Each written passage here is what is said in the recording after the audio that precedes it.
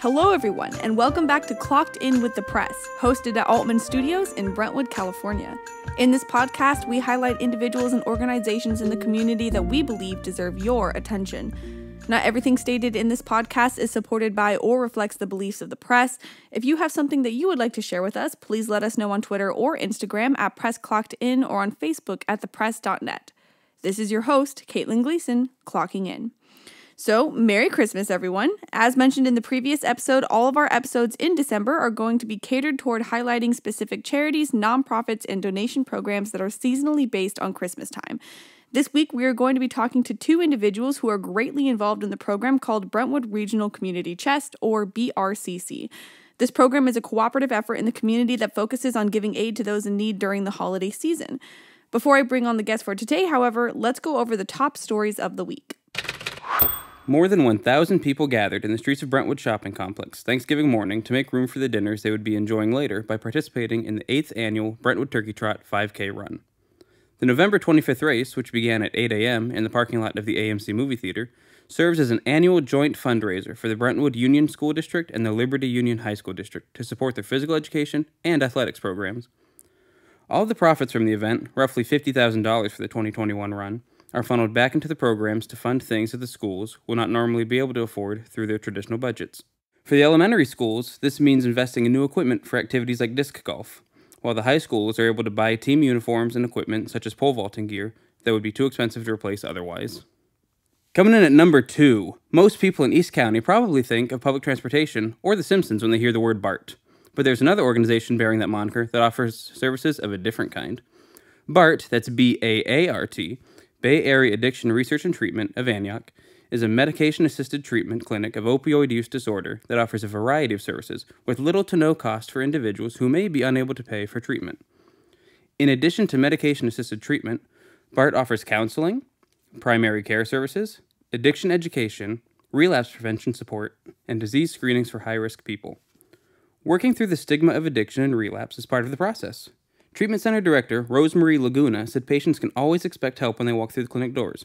BART not only operates under the normal HIPAA obligations governing any medical facility and protecting patient privacy, but also under 42 CRF Part 2, a federal regulation catering to patient privacy for substance abuse diagnosis and treatment. Privacy is often a major concern for those seeking treatment due to the stigmas surrounding addiction, but BART will always protect the privacy of its patients. The City of Oakley has announced that Dean Capoletti, the police chief placed on administrative leave in September, has been separated from employment as of November 18th. No official reason has been given for the termination of Capoletti's employment, nor for his placement on administrative leave earlier in the year. Mayor Sue Higgins of Oakley, in a statement, said the current focus is the search for a new police chief, while City Attorney Derek Cole said that's the only comment that can be made regarding the situation at this time. Capoletti, an 18-year veteran of law enforcement, joined the Oakley Police Department in September of 2020. Previously, he'd served as the captain of the La Habra Police Department in Southern California. However, by September of 2021, Capoletti had been placed on paid administrative leave following an undisclosed incident, and an investigation was conducted. At that time, both Cole and Mayor Higgins declined to provide further information on the matter due to the ongoing investigation. But since then, there's been no information made available, other than he's been separated from the department. While the city continues its search for the next police chief, the city has appointed Lieutenant Paul Beard to fill in the role in the meantime. And your final top story of the day, a 13-year-old Concord boy was arrested on November 28th following a vehicle chase through Antioch that ended on Oakley's Main Street. The stolen vehicle driven by the boy was first spotted by police on L Street near Sycamore Drive in Antioch. It led authorities through Antioch and into Oakley, according to a statement by the Antioch police on November 28th. After driving over the center median there on Main Street during the chase, the vehicle crashed into a decorative boulder in the Starbucks parking lot on Main Street. Following the crash, Antioch police located a suspect fleeing from the vehicle and apprehended him with help from the Oakley police after a lengthy search of the surrounding area, according to the statement. That suspect was later identified as the 13-year-old boy out of Concord. His name was not made available. The vehicle had reportedly been stolen in a carjacking at about 3 o'clock that morning at an unidentified location in Oakland. The suspects in that carjacking were reportedly armed and dangerous. It was not made immediately clear whether the suspect arrested in Oakley was one of those suspects in the Oakland carjacking. Those were the top weekly stories. Let's get back to the main topic of the day. Here to speak with me today are two people. One you have heard on the show before, one you have not. I would like to welcome two members of the Brentwood Regional Community Chest. For familiarity, we have Brentwood Union School District Superintendent and Co-Director of BRCC, Dana Eaton. And for the new voice, I would like to introduce the Secretary of the BRCC, Lill Pierce. Hi, guys. Thank you for coming on the show. Hi, thank you. Yeah, thanks for having us back. To start off, how long has the Community Chest been active or in operation? You know, our brochure says more than 50 years That's because it. I don't think we can ever officially remember. Because it's been so many different, it's had a lot of different names, but probably more than 50 years. Okay, so more than half a century. Yes, and ma'am. how long have you both been part of the Community Chest? Probably in 1978 or 79, my mother told me I was the secretary. So that's how long I've been here. All right.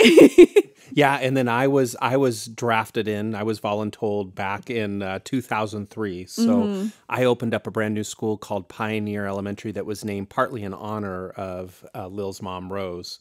And so as a result of that, got to meet them and was told that I needed to play a part in the Brentwood Regional Community Chest, and I haven't been let out since. And what does the Community Chest actually do in terms of what it gives away or what it collects, and how does it kind of operate? So the Community Chest supports about 500 local families each and every year. And it's really a great system because all of the toys and the food that come to those families come from within the community and then are distributed back out. And so each year, every family gets toys for all of their children 18 and under. They also get a full Christmas dinner with a turkey and also canned food. So this year is a little bit different, and last year was a little bit different. We've had to cut down a little bit on the canned food just because of COVID. We can't do the large sorting that we normally do, but we're still providing the full dinner and the toys. And so what different organizations are involved in the Community Chest? Because I know it's a cooperative effort. So kind of what are the different groups that are involved? Everybody volunteers. We have a lot of organizations, service clubs, the Rotary Club, the Lions Club, the Seroptimus Club that donate and help. We have lots of Girl Scouts and Boy Scouts. We have lots of teachers encouraging their students in different groups in the schools that come and help us. Yeah, a tremendous amount of the food and the toys come in through the local schools across, not just in our school district, but across the school districts in the area. And so it's really a collective effort. What sort of items does the Community Chest need to see over others? Or I guess another way I could phrase it is, what sorts of items do you receive a lot of versus what sort of items do you guys think are needed more because you don't receive a lot of them? We get a lot of green beans. Everybody likes the casserole. Yeah, if we got bacon too, that would be helpful, but we don't get a lot of bacon. Maybe some cheese. Yeah. Actually, I see a need for cereal, breakfast foods. And because of the restrictions of COVID, this year we're primarily focusing on collection of toys or gifts. After 12 years old, we get very little gifts for the kids between 12 and 18. Okay, so more stuff for teenagers? Yes. Yeah, as a parent of teenagers, it gets harder and harder to find them gifts. And so I think it's harder and harder for the community. And many people have a great deal of fun going out and buying toys for the younger kids, which we always need. But if we have the opportunity to get more toys for older kids or more gifts for older kids, then that's always needed. So things like gift cards? Gift cards work too. I always want to play with the little kids' toys. They're fun. But it's definitely harder for the older kids, especially the older boys. So when buying for teenagers, what kind of items would you get? Like what kind of items do you kind of want to see donated to give to them during Christmas? For the girls, you could buy, the little makeup kits, bubble bath, nail polish, Bath and Body jewelry, scarves and hats and gloves. For the boys, also scarves and hats and gloves. Maybe cologne. They like cologne. Earbuds, the little Bluetooth speakers that they plug into their computers or their phones, those type of items. Yeah, sometimes even like sports balls and games, depending, like board games or things that are for older kids can work as well. Also, I was just speaking to a group at Independence High School, and they told me big fuzzy socks are the things that both the boys Absolutely. and the girls want this year. Well, there you go. I had no clue. No, fuzzy socks are nice even Fuzzy after socks. high school. Fuzzy socks, mugs, a book. You know, maybe high schoolers Books wouldn't are agree good with too. me on But that one. But when we get toys and books and puzzles and games and color books and things, those go for the family. We throw one of those in the bag for the families. That's not, but the kids get a regular gift. Mm-hmm. And gift cards work well too. So what is different this year in comparison with previous years, other than, the pandemic? So last year we had to punt a little bit. One of the hallmarks of the community chest is we have this fantastic community turnout on Friday night at Brentwood Elementary to sort these thousands and thousands of cans and boxes of food that come in. And it literally takes several hundred people to do it. And we just couldn't do it with COVID safely. And we don't feel like we're there yet to be able to do it this year. And so what is different is we're not collecting as much of that food. If we get some food donated, we will hand it out to people. But we usually do a big sorting process that we're not able to do. So this year we're really going to focus on the elements of the Christmas dinner and then the gifts for all the families, the toys for all the kids. And the Christmas dinner, they get the ingredients to make their own Christmas dinner. We're not giving them Cooked food. cooked food. No, they get all the ingredients, including a turkey, to prepare themselves. Okay, so you just kind of enable the families to have the ability to make a Christmas dinner Exactly. that they might not be able to afford otherwise. And another thing that's different, our community is very, very generous with their time and their money. Not being able to have the big food sort is very disappointing to us and to a lot of people. Another thing we can't do is the Brentwood Rotary Club would come out every Saturday morning before the morning we do the distribution and prepare pancakes and sausage for all the volunteers and all the families that are waiting to get their food. What are some of the most common challenges that you both see in our community that either have yet to be addressed or are addressed but might need more support? Our bylaws require that we verify that the families we serve live within our boundaries, which are Brentwood, Knightson, Byron, and Discovery Bay.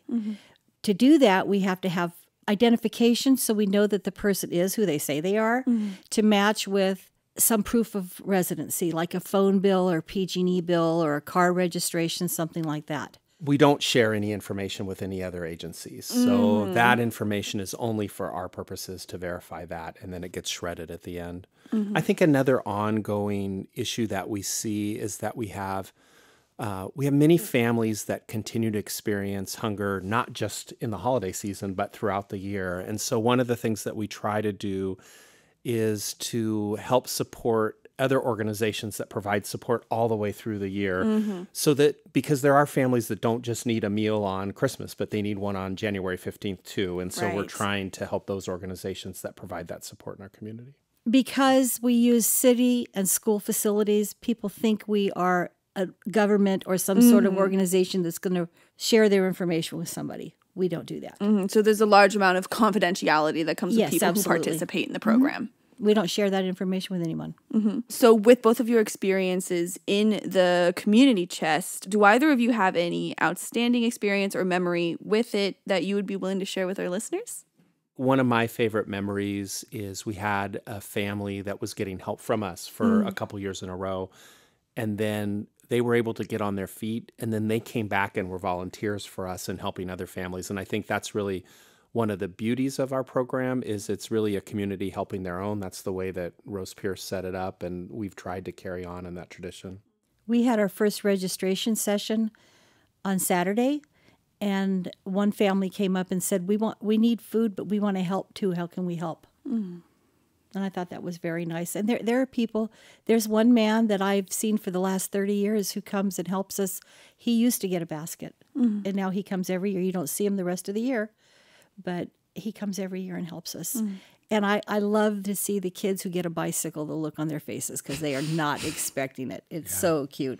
Yeah. There's so many people that help out. One of the local companies that always helps out is Precision Cabinets. And one of the things that they do with their employees is they'll have them either raise funds or donate a bicycle. And so we'll have all these bicycles, and to be able to watch the kids walk away with those and a helmet that we provide as well is really a special thing. So it really creates like this kind of cycle of giving with people where they come, they benefit from it, but at the same time, it just cultivates this idea of everybody wanting to help each other out and kind of that building of the community.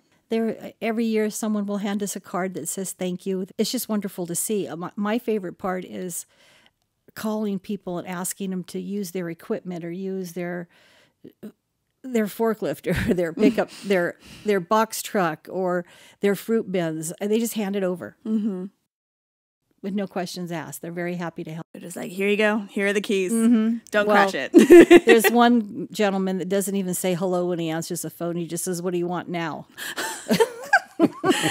They know. They know the question's coming. People in the community don't say no to Lill because they know all the good that she's done for so many years. Oh, that was a nice ending for that. I was afraid of where that was going. So if an individual wants to take part in the community chest on the giving side, like they want to do the giving, how could they best go about that? We have donation bins set up all across the area, and so they're located in the post office and in stores and in businesses and in schools. And so banks. if you go, banks. If you go onto our website, just Google the Brentwood Regional Community Chest, and there's a list of where all those locations are. We also take donations via PayPal right from the website, which is a great way. If you're not sure what a 16-year-old wants and you want to entrust us with that money, you can give that, and we go and get those gifts as well. If somebody is in need of aid and wants to potentially get help from the community chest and be kind of on that list, how do they make themselves known to the program? So we have signups at the Brentwood Senior Center. So there's 4 more signups available. And those dates are also listed on the website as well. But it's November 17th, so this Wednesday, and then the following Monday, and then Friday, December 3rd, and Tuesday, December 7th. And there's different times available there. It's also listed on our website and on our Facebook page. Wonderful.